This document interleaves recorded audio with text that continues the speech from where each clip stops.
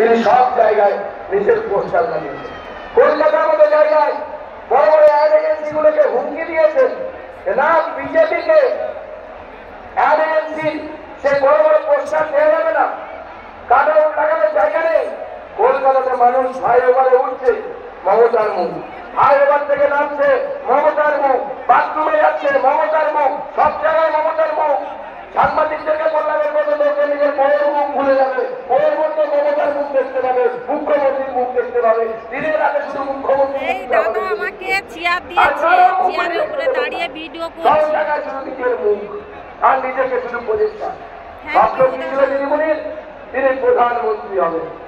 দিদিমণিকে পরিষ্কার করে দিদিমণি আপনার কোন চান্স নেই, ভারতবর্ষের প্রধানমন্ত্রী এর জীবনে আপনার হওয়া হবে না। আপনি বাংলাদেশের ট্রাই করে দেখতে পারেন, ওখানে আপনার ফাঁকা থাকলেও থাকতে পারে, ঠিক থাকলেও থাকতে পারে, ভারতবর্ষের প্রধানমন্ত্রী আপনার হওয়া হবে না। তাই প্রধানমন্ত্রী হওয়ার স্বপ্ন ছেড়ে দিন, নরেন্দ্র মোদী দ্বিতীয়বারের জন্য ভারতবর্ষের প্রধানমন্ত্রী হচ্ছেন। কোন নরেন্দ্র মোদী? যে 500 বছর পর অযোধ্যায় রাম মন্দির তৈরি করেছে। কি আমরা খুশি তো? খুশি? খুশি?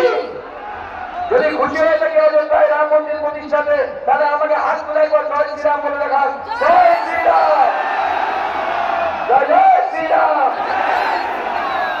जो राम को लाए हैं हम उनको लाएंगे, जो राम को लाए हैं, जो राम को लाए हैं, जो राम को लाए हैं। বন্ধুগণ, এবারে ভোট মাথার ঠান্ডা রেখে ভালোভাবে ভেবে দিন। অযোধ্যায় রাম মন্দির তৈরি হয়ে গেছে, আমরা খুব খুশি, কিন্তু মনে রাখবেন আজকে এই দেশে এমন অনেক শক্তি আছে, যেমন আসাদুদ্দিন ওবেসি। কি বলছেন উনি যেদিন অযোধ্যার রাম মন্দিরে রামের প্রাণ প্রতিষ্ঠা হল, তিনি বলছেন ওয়ান্সে মসজিদ হলে মসজিদ। বাংলা মানে কি? একবার যদি কোনো মসজিদ হয় সেটা সারা জীবনই মসজিদ থাকে। তাদেরকে আমি বলতে চাই 500 বছরের আগে ওখানে মসজিদ ছিল না,